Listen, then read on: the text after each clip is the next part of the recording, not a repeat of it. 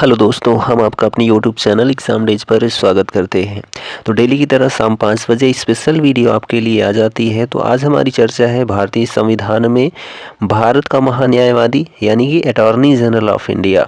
और हम इसमें जिक्र क्या करने वाले हैं, तो कैग का जिक्र करने वाले हैं।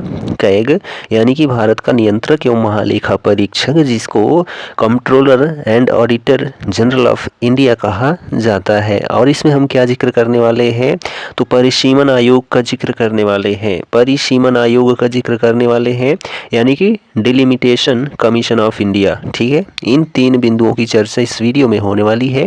तो वीडियो मोस्ट इंपॉर्टेंट होने वाला है, तो पूरा ज़रूर देखें और अपने दोस्तों में शेयर ज़रूर कर दें यदि आपको पसंद आए तो। भारत का महान्यायवादी यानी कि अटॉर्नी जनरल ऑफ इंडिया, संविधान के अनुच्छेद 76 में भारत के महान्यायवादी के पद का वर्णन किया गया है।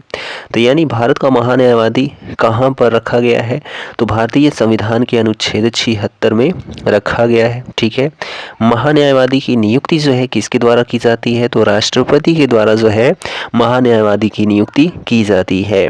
ठीक है, चलिए, महान्यायवादी जो है भारत सरकार का सर्वप्रथम विधि अधिकारी होता है। तो यानी आपसे प्रश्न होता है कि भारत का विधि अधिकारी किसे कहा जाता है, तो भारत के महान्यायवादी को यानी अटॉर्नी जनरल ऑफ इंडिया को कहा जाता है। तो मोस्ट इम्पॉर्टेंट बिंदु है, यह भारत सरकार को विधि संबंधी विषयों पर जो है क्या देता है, तो सलाह देता है, इसीलिए तो इसको विधि अधिकारी कहा जाता है। भारत का महान्यायवादी किसी भी सदन या उसकी समिति में जो है क्या कर सकता है, बोल सकता है, परंतु मत नहीं दे सकता है। ठीक है, मत नहीं दे सकता है किसी भी सदन में। यह मंत्रिमंडल का जो है क्या होता है, सदस्य नहीं होता है, मंत्रिमंडल का सदस्य नहीं होता है। लेकिन किसी भी सदन में जो है, चाहे वो लोकसभा हो, चाहे राज्यसभा हो, यानी उच्च सदन हो या निम्न सदन हो, किसी भी सदन में बोल सकता है, लेकिन मत देने का अधिकार इसके पास नहीं है। ऐसा किस में कहा गया है, तो ऐसा जो है अनुच्छेद 88 में कहा गया है, अनुच्छेद 88 में कहा गया है। ठीक है, कि यह जो है मत नहीं दे सकता है, लेकिन किसी भी सदन में बोल सकता है, और यह मंत्रिमंडल का सदस्य नहीं होता है जो महान्यायवादी है। भारत सरकार से संबंधित मामलों को लेकर उच्चतम न्यायालय में भारत सरकार की ओर से पेश होना यह महान्यायवादी का काम होता है। ठीक है, संसद के किसी सदन के सदस्य न होने पर भी महान्यायवादी जो है संसद की बैठक में भाग ले सकता है। यानी कि न राज्यसभा का न लोकसभा का सदस्य तो नहीं होता है, लेकिन वह संसद की बैठक में भाग ले सकता है। महान्यायवादी बनने के लिए वही अर्हताएं होनी चाहिए जो उच्चतम न्यायालय के न्यायाधीश बनने के लिए होती हैं। यानी कि सर्वोच्च न्यायालय का न्यायाधीश यदि आपको बनना है, ठीक है, या ऐसी योग्यताएं आप रखते हैं, तब आप जो है भारत के महान्यायवादी बनने के योग्य हैं। ठीक, महान्यायवादी को भारत के राज्य क्षेत्र में सभी न्यायालयों में सुनवाई का अधिकार होगा। तो महान्यायवादी जो है यह भारत के राज्य क्षेत्र में किसी भी न्यायालय में पहुंच जाता है तो वहां पर उसकी सुनवाई होगी। ठीक, महान्यायवादी राष्ट्रपति के प्रसाद पर्यंत पद पर बना रह सकता है। यानी कि महान्यायवादी की नियुक्ति राष्ट्रपति करता है, और राष्ट्रपति जब तक चाहेगा तब तक महान्यायवादी के पद पर वह बना रह सकता है। महान्यायवादी का जो वेतन है 2,50,000 रुपये प्रति महीने है। किसका, तो महान्यायवादी का। ठीक, जिस समय भारत का राष्ट्रपति सर्वोच्च न्यायालय से परामर्श लेता है, उस समय महान्यायवादी सर्वोच्च न्यायालय के समक्ष सरकार का पक्ष रखता है। ठीक है,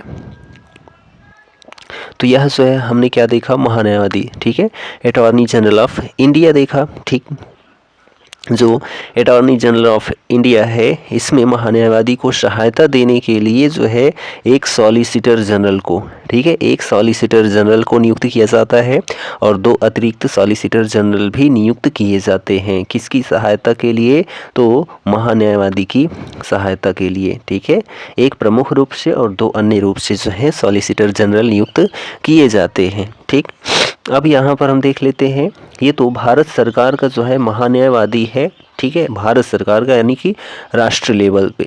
अब हम राज्य स्तर पर यदि जाने जो विधि अधिकारी होता है वह कौन है, राज्य स्तर पर यदि हम जानते हैं तो उसको जो है कहते हैं महाधिवक्ता क्या कहते हैं? महाधिवक्ता कहते हैं, महाधिवक्ता।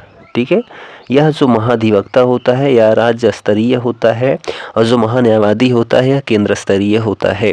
महाधिवक्ता की नियुक्ति जो है जैसे केंद्र में राष्ट्रपति करता है वैसे ही राज्य में राज्यपाल करता है। राज्यपाल द्वारा महाधिवक्ता की नियुक्ति की जाती है और इसकी जो योग्यता है वह है उच्चतम न्यायालय के न्यायाधीश बनने की जो योग्यता होती है वही योग्यता जो है महाधिवक्ता बनने के लिए भी होती है। और इसका जो जिक्र है महाधिवक्ता की अनुच्छेद, ठीक है, अनुच्छेद 165 में इसका जिक्र किया गया है कि राज्य के लिए एक महाधिवक्ता होगा जो कि राज्य का विधि अधिकारी होगा या राज्य का सर्वोच्च कानून अधिकारी होता है जो महाधिवक्ता होता है।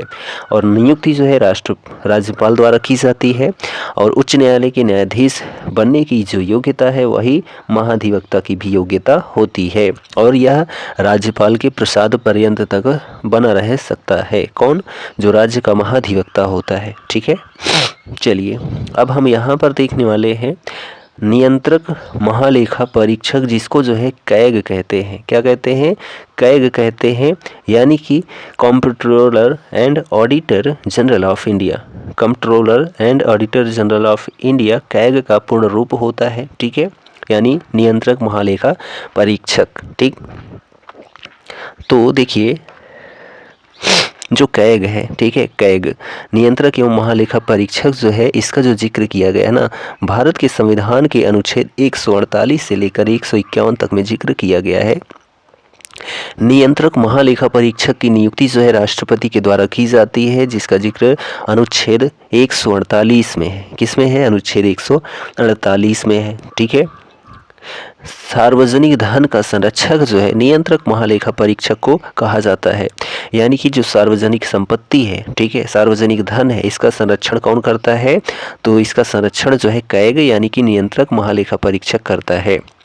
नियंत्रक महालेखा परीक्षक की पदावधि जो है यानी कि समय सीमा या फिर जो है पद कब तक धारण कर सकता है, तो 6 वर्ष तक या फिर जो है 65 वर्ष की आयु तक की होती है, यानी कि जो भी पहले पूरा हो जाए, चाहे 6 वर्ष पूरा हो जाए या फिर जो है 65 वर्ष पूरा हो जाए, वह जो है अपने पद का त्याग करेगा।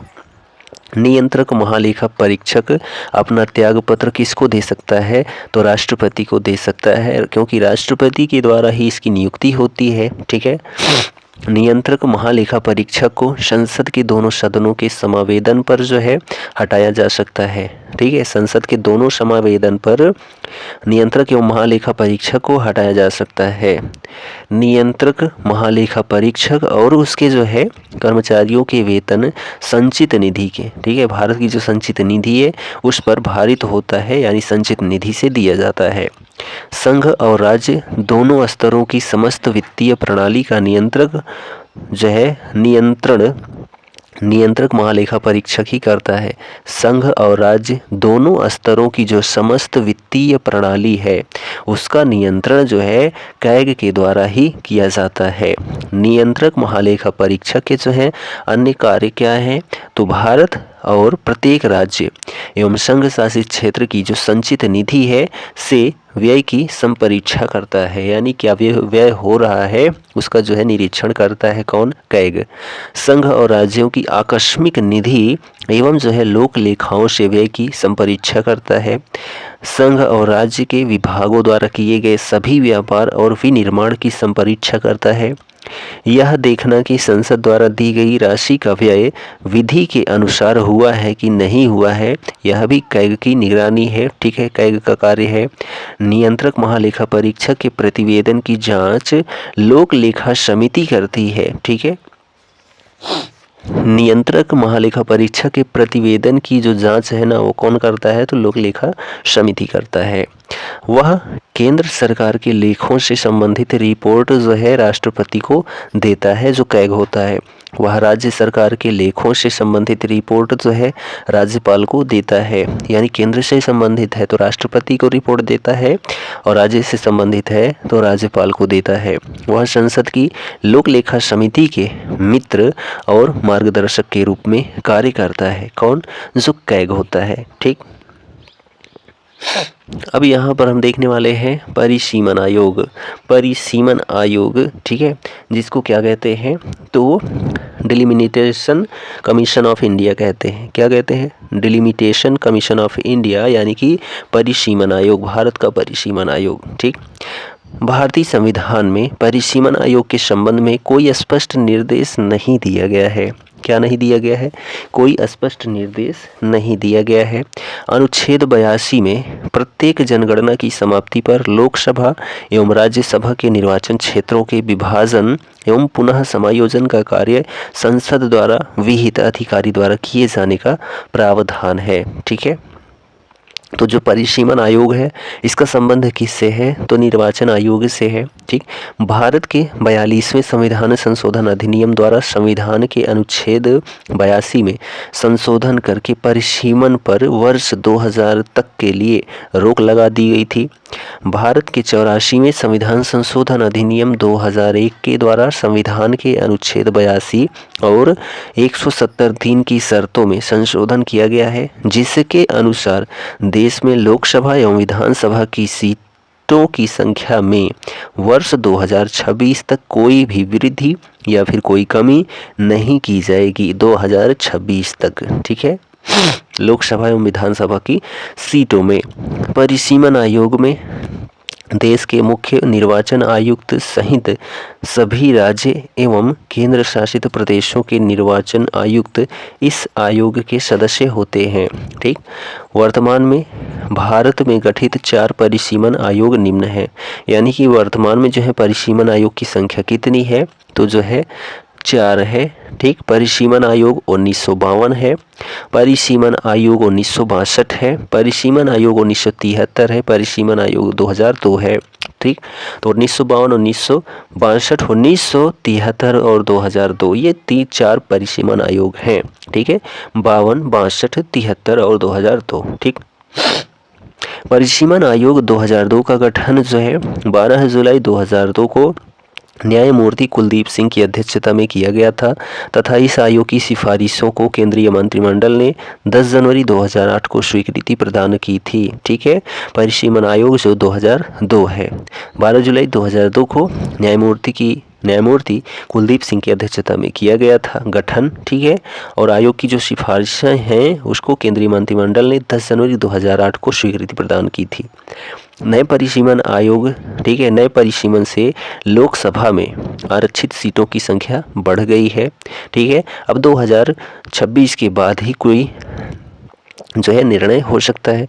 नया परिसीमन 2001 की जनगणना के आधार पर किया गया है। नया परिसीमन 2001 की जनगणना के आधार पर ही किया गया है सीटों का जो आरक्षण है। तो वर्तमान परिसीमन के बाद आरक्षित सीटें देखिए जाती है, पहले आरक्षित सीट कितनी थी और नए परिसीमन के बाद जो है आरक्षित सीट कितनी है। अनुसूचित जाति यानी कि एससी, ठीक है, एससी शेड्यूल कास्ट जो है यह, इसमें जो है पहले आरक्षित सीटें जो है 79 थी और अब कितनी है? तो 84 है। ठीक है, अनुसूचित जनजाति यानी कि जो है शेड्यूल्ड ट्राइब्स, ठीक है, एसटी, तो इसमें जो है आरक्षित सीटों की संख्या पहले 41 थी, अब कितनी है? तो 47 है। ठीक है, और अनारक्षित सीटों की संख्या जो है कितनी है? तो 412 है। ठीक है, तो यह जो है वर्तमान परिसीमन के बाद आरक्षित सीटें थी। ठीक है, तो यहाँ पर यदि हम बात करते हैं वैसे जो राज्य हैं, ठीक है, कैसे राज्य हैं, वैसे कुछ राज्य हैं जिनमें देखा जाए तो वैसे राज्य जिनका परिसीमन आयोग जो है क्या है? तो सन 2002 है। वैसे राज्य जिनका परिसीमन आयोग जो है 2002 ईस्वी के द्वारा परिसीमन नहीं हो सका है, वह राज्य कौन कौन से हैं? तो असम राज्य है, ठीक है, असम राज्य है, मणिपुर राज्य है, मणिपुर राज्य है जिनका परिसीमन जो है नहीं हो सका है 2002 के द्वारा, और जो है अरुणाचल प्रदेश है, ठीक है, अरुणाचल प्रदेश भी है, और कौन सा राज्य है? तो नागालैंड भी है, नागालैंड, ठीक है, और कौन सा राज्य है? तो झारखंड है, ठीक है, झारखंड है। तो यह जो ऐसे राज्य हैं जिनका परिसीमन आयोग 2002 के द्वारा परिसीमन नहीं हुआ है, असम, मणिपुर, अरुणाचल प्रदेश, नागालैंड और झारखंड। तो ये कुल 5 राज्य हैं जिनका परिसीमन आयोग 2002 के द्वारा परिसीमन नहीं हुआ है। ठीक, तो यहाँ पर हम लोगों ने क्या देखा, तो भारत के नियंत्रक एवं महालेखा परीक्षक को देखा। ठीक है, और जो है हम लोगों ने क्या देखा, भारत के महान्यायवादी को देखा, राज्य के महाधिवक्ता को देखा और परिसीमन आयोग को देखा। तो यह जो वीडियो सेशन था आपको कैसा लगा कमेंट करके ज़रूर बताएं, और चैनल पर नए हैं तो चैनल को सब्सक्राइब ज़रूर करें। हम मिलते हैं अगले वीडियो में, तब तक के लिए जय हिंद, goodbye and take care.